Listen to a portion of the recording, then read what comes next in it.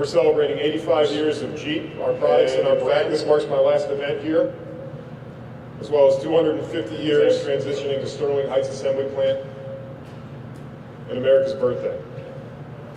Our team of about 4,700 employees, many of whom are third and fourth generation Toledo workers, proudly build Jeep Wranglers and Gladiators for the United States and for the entire world. Jeep Wranglers and Gladiators are only built one place, and that's right here in Toledo. And in 2028, we'll have production of an all-new mid-size Ram truck, alongside these legendary Jeep vehicles as part of a $13 billion investment in America and a $400 million investment in Toledo. The Toledo investment is going to create 900 jobs and support a strong, growing domestic manufacturing industry and facility. This investment and product allocation is a testament to the strength of the Toledo workforce, and we're excited to have American workers building American trucks in the Midwest. We're excited for this, the new technologies, the jobs that will sustain this plant for decades, and I appreciate everyone being here. With that, I'm going to hand it off to Secretary Duffy. Thank you.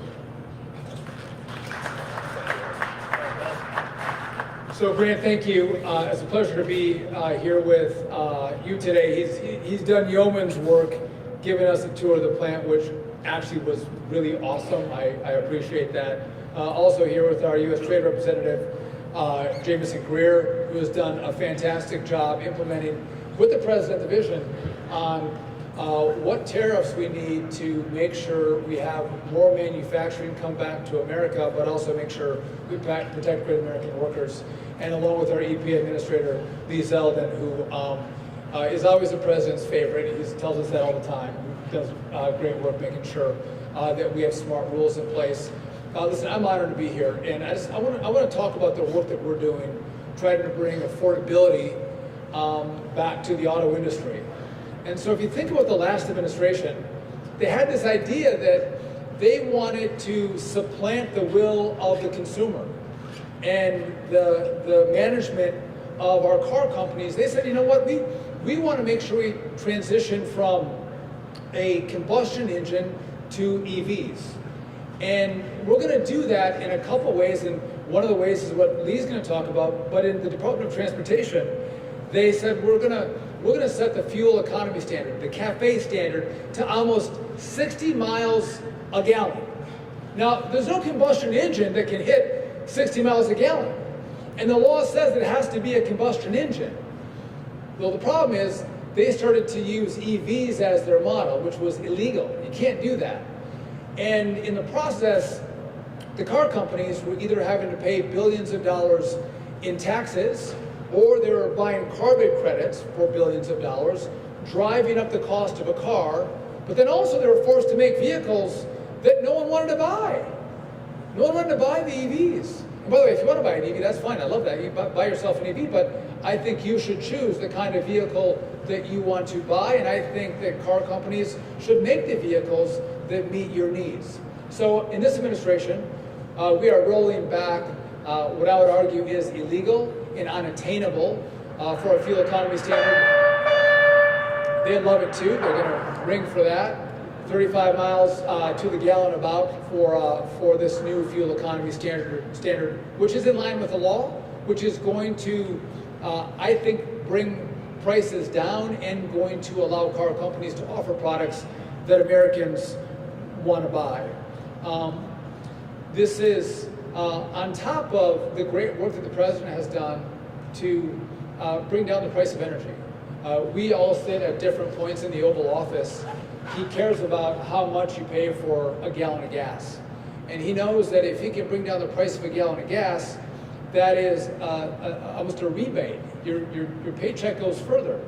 You have more disposable income when those prices come down. Also, a lot of energy used here as well, that you can run plants like this more cheaply if you have more affordable fuel. That's more profit. Maybe that's better wages for our workers. But makes us more competitive. So prices are down to a 6-year low, down to back to 2019. So Donald Trump 47 is competing with Donald Trump 45 to see which one of the Trumps can get lower in gas prices. And so that's been fantastic. On top of that, the House and the Senate came together in one big beautiful bill, and they're allowing for a tax write-off up to $10,000, kind of like your mortgage you can write off. If you buy a new car, again, to alleviate some of the cost of getting a new car. I want to just talk about that quickly before I give it to Jameson. The average age of a vehicle on American roads is 13 years. And again, that's fine, but the new technology that has come out, life-saving technology in these vehicles, the fuel efficiency of the newer vehicles is remarkable. We want to make sure we have affordable cars that Americans can buy so they can have that newer technology, that fuel efficiency, that better engine. That's going to save lives. We lose 40,000 lives a year on American roads. Making sure we're maybe not 13 years old on average, but maybe 7 years old on average is going to be great for the American people, for the American family. And so we are fighting every single day, whether they're big ideas or they're smaller ideas. How can we help those who manufacture in America to do it better, easier, safer, and then how we can support prices of autos coming down. Listen, a car is the American dream. A truck is freedom in America. And we want to make sure that everyone has that shot at the American dream, being able to have a great vehicle, an American-made vehicle. I got to tell you, by the way, just I'm going to turn it over. The people that we've met, great Americans who are making great cars. I couldn't be prouder to be an American on this trip today going through Ohio. Remarkable people doing amazing work, and makes me proud to be part of this cabinet. Makes me proud to be brothers and sisters with the great men and women who do this wonderful work. And so I appreciate all the exposure that we've been given, Grant, what you've shown us what you do here. And so with that, a lot of the work that we do comes through trade to make sure that we're competitive. I want to turn it over to our trade rep who's done fantastic work, Jameson Beard. Thanks, Sean, and thanks, Grant, for the tour, and thanks to all of you. If you stood close to me today during the tour, you would have heard me say at least once that I own 2 Jeeps built in this factory. Exactly right. So I've got one there, and I just saw the Moab, and I realized I do have a little more space in my driveway. So I'll talk to my wife when I get back about that. And it was great to talk to some of you on the line. And a question I always ask when I come to a factory like this is, do you have family and friends working at the factory? And almost always people say yes. And then they start ticking through, their daughter, their brother-in-law, their uncle, their father, their grandfather, in some instances. And that's why these kinds of plants are so important to the president, because when you talk about a plant like this, you're talking about a community, and you're talking about the families that it supports. And these are the kinds of jobs that we want to have here in the United States of America. We're here to talk about affordability, and fortunately, in the month of December, the price of vehicles in America ticked down. Inflation's in check, it's going down, it's all going the right direction. But another part of affordability is wages. And if you look at the Biden administration, during the 4 years of the Biden administration, real wages went down for the American worker by $3,000 over 4 years. Now that's a hole to dig out of. But in the first 12 months of the Trump administration, real wages for manufacturing workers has gone up by $1,300. So we're about halfway out of that hole. We're only 1 year in. We've imposed tariffs on foreign vehicles, on foreign trucks, on foreign automobiles, so that we can have a priority for vehicles that were made here in America by American workers like you. And we work with the companies, we work with management, we work with the labor unions, we work with everybody, because we are focused on making sure we can make cars here in America, that they're American made. The president knows that NAFTA and some of these other trade deals were a disaster. And they sent jobs overseas, they sent them to Mexico, to China, all these places. And we're not doing that anymore. You can see right now that Chinese are sending vehicles all over the world. They want to put in all these other markets, and they're not coming here because the president put a tariff in place years ago. He has tariffs on the rest of the world now. So we're in a great situation where auto lines are being reshored to the United States. We're very grateful to Stellantis. It's now a $13 billion investment. It was a big step for them. Very grateful that they did that. That means more jobs here, more jobs in other plants. And as we make more, we can sell more, and the price can be more affordable for everybody. So thank you again for what you're doing. We appreciate the American worker and everything you're producing for our country. And I'll turn it over to our great administrator, Lisa.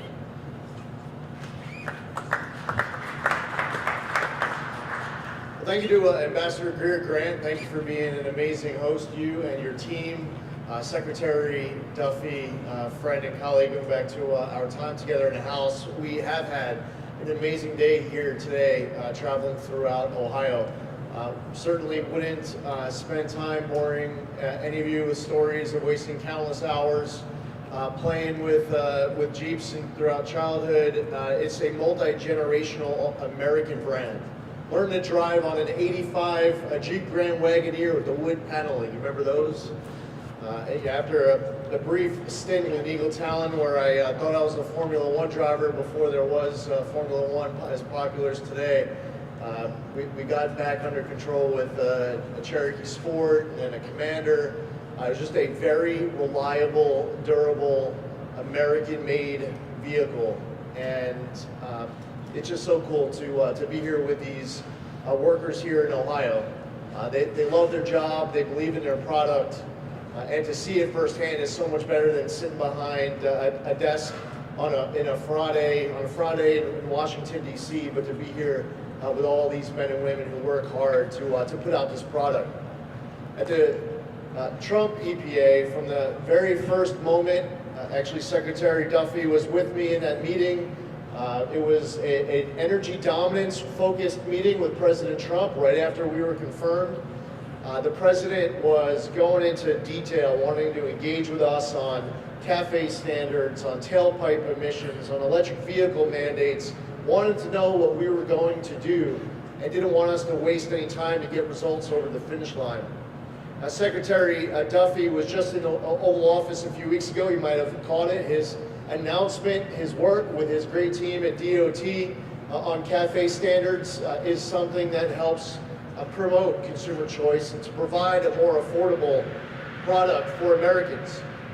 At EPA, we inherited these EPA waivers that were given by the last administration in California that allowed them to put forth the state-level electric vehicle mandate that a whole bunch of other states then adopted. We sent those 3 EPA waivers to Congress. They reviewed it on the Congressional Review Act. They passed 3 Congressional Review Act resolutions to disapprove of those waivers. President Trump signed it, and now the state of California's electric vehicle mandate is dead. And all the other states that followed it, it is done. And by Congress passing these laws, you can't even have some other administration come in and bring them back to life. You cannot, even in a subsequent administration, bring back these state-level electric vehicle mandates, and it wouldn't happen without President Trump, his leadership, and those in Congress who voted for it. Right now, we're in the process of deciding how to finalize a decision on a proposed repeal of the 2009 Obama-era endangerment finding and all of the greenhouse gas regulations on light, medium, and heavy-duty vehicles from 2010 to 2026, 7, and beyond, as well as elimination of the start-stop, the off-cycle credits that go towards the technology like start-stop, which you've heard Secretary Duffy speak out against, a lot, millions of Americans speak out against, and I guess they should call it a start-stop, start-stop, start-stop feature. It's annoying to get to every corner, and well, we threw that in the proposal as well, getting rid of that off-cycle credit to get rid of that technology.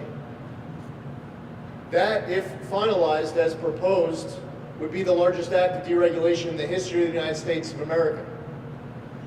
This is just starting to scratch the surface of all of the ways that the Trump administration will fix the messes that we inherited. We'll do it as quickly as possible, that we will fight for the American worker, that we will fight for the American-made product, that we will defend consumer choice, that we will reduce the cost of living, and that we will deliver. See, there are people who have come in the past preceding President Trump, and they make promises and then an election passes and they don't follow through.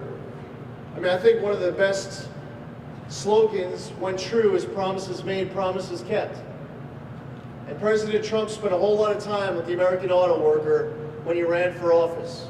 And a whole lot of American auto workers all across this country supported him. And I can vouch, Secretary Duffy can vouch from our first meeting with him, and Ambassador Greer from countless amount of meetings that he's had with President Trump and talking tariffs and other policies, that this administration has been all in every single day on this job to make sure that this $13 billion investment being made from Stellantis and all the other investment that we're seeing come in, investing in the United States of America, is going to be with a total partner with this federal government. So we're honored to be here. I thank Secretary Duffy and Ambassador Greer for the invite to join them. We're happy to answer any questions that you have, but just know at this EPA, we are proud to be doing our part to follow through and to fight for and defend the American auto product, the brand, and there might not be a brand through the generations that more Americans relate to than the brand of Jeep.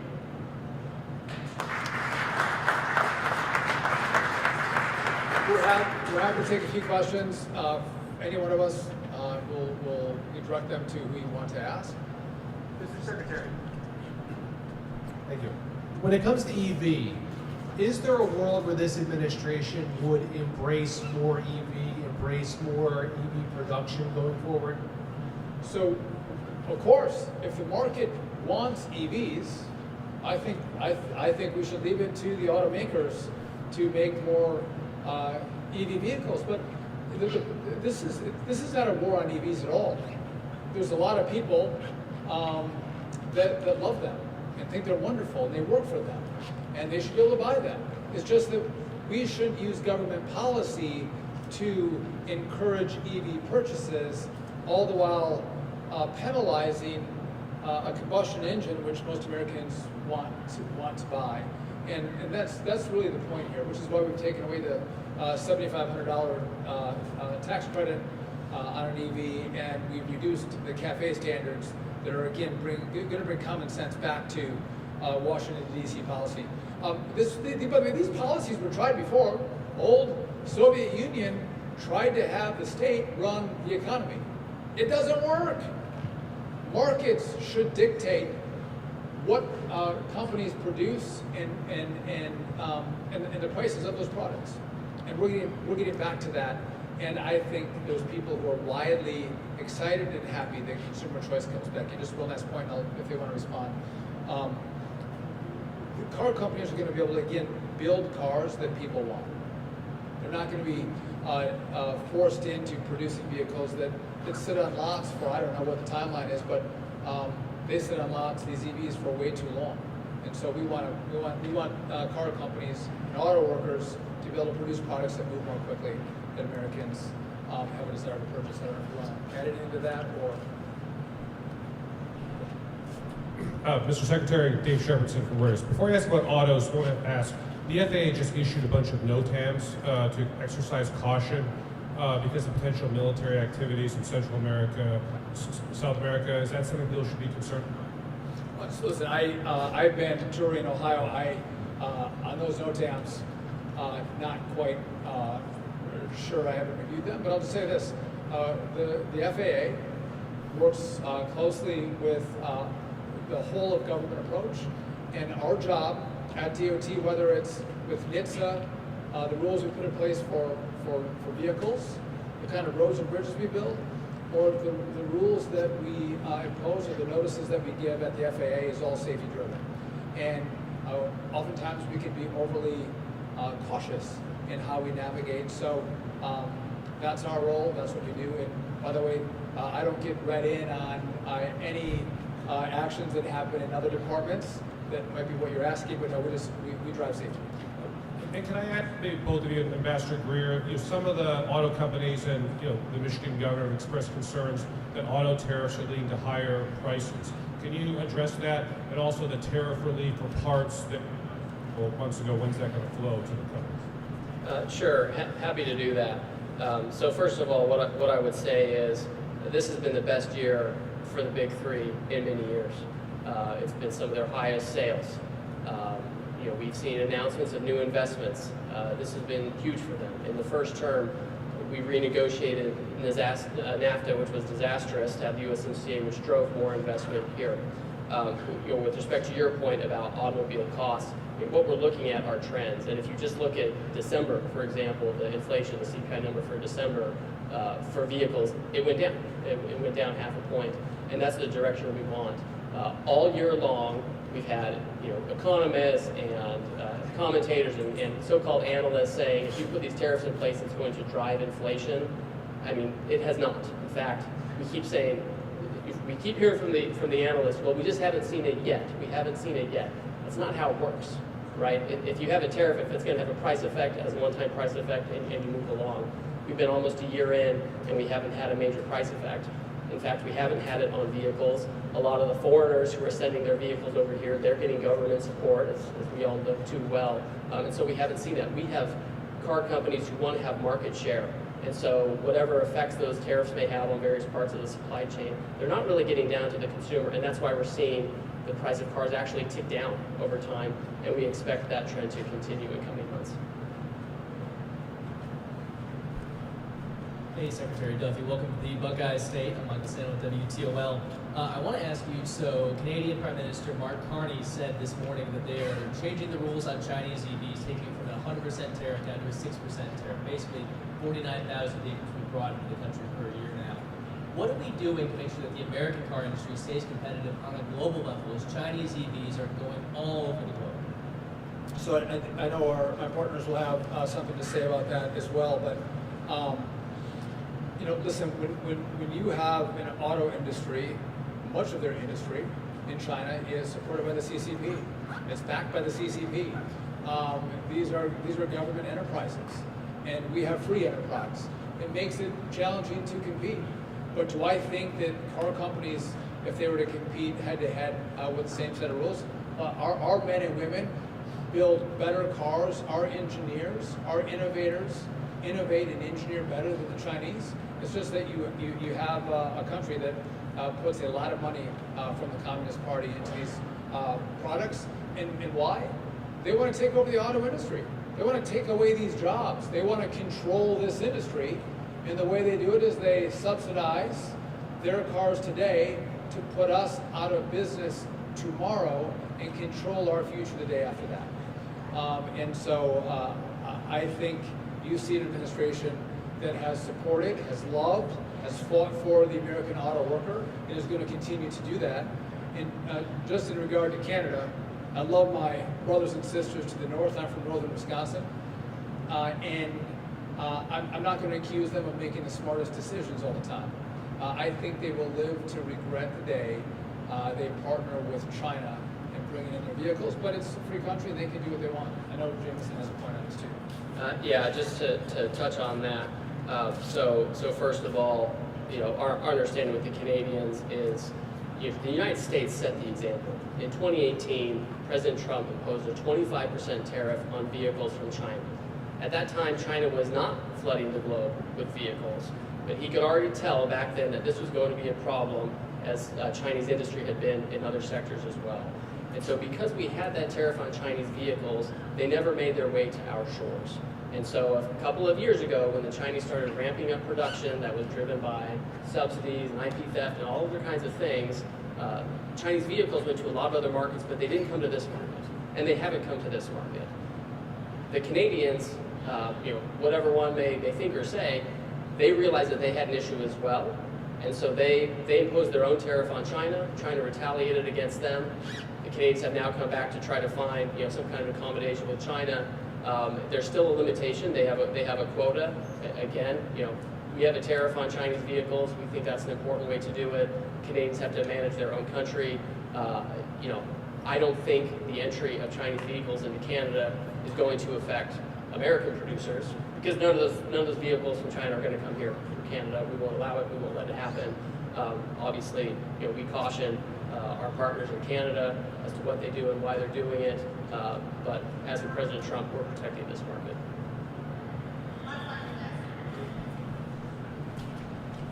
Just to follow up on that, guys, is there a world where you could see Chinese EVs here if they were produced here? I think President Trump indicated there might be some openness to that a few days ago on the trip.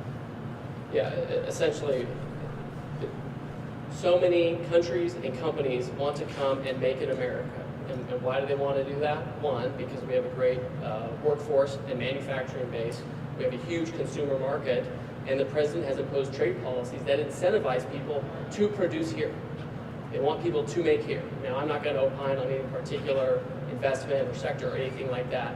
What I can say is any investment in the United States from overseas has to be consistent with the national security interests of the United States of America. The Trump administration is quite focused on promoting American-made vehicles by American companies. We also have some companies from overseas who make a lot here as well, and we certainly appreciate that. Is there a world where the Chinese would come invest here and make cars? I don't know. I don't think we're in that world right now. Obviously, the president is open to thinking about and considering any kind of proposal where people want to send money to America and create jobs in America. Of course, any decision like that, I'm certain he and others in the administration were going to consider national security aspects, economic aspects, et.cetera. The point is the president has created an economic environment where people want to invest here, build here, employ here, and sell here. I just share. I don't know of anybody who wants a Chinese electric vehicle.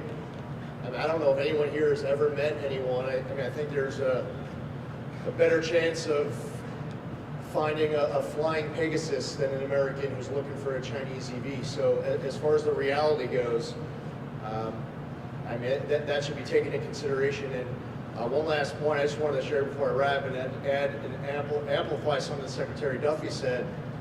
President Trump has stated clearly that if you want to get an electric vehicle, you can get an electric vehicle, but it's about consumer choice. It's about individual freedom.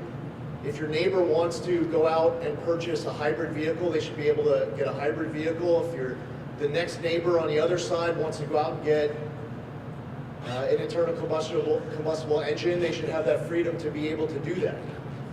This is about consumer choice. And President Trump has been pretty consistent about it, and his clear position should not be spun as being against any one of those forms of vehicles. He's speaking out and acting against the mandate to empower Americans and to empower consumer choice. And as we wrap, we just want to, again, thank Stellantis, thank Jeep, thank Grant, thank all the employees here for being so kind to us as we've come to see your plant. One last thought is that President Trump has a clear vision. He's crystallized on what he wants in America. He does want more jobs. He wants more investment.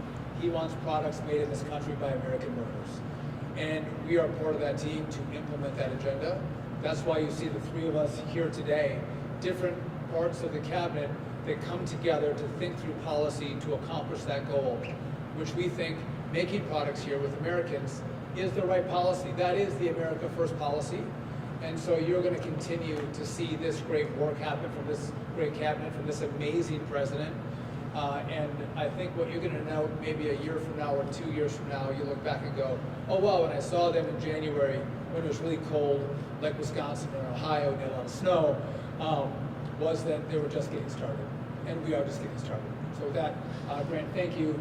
Thanks to all the workers, and God bless.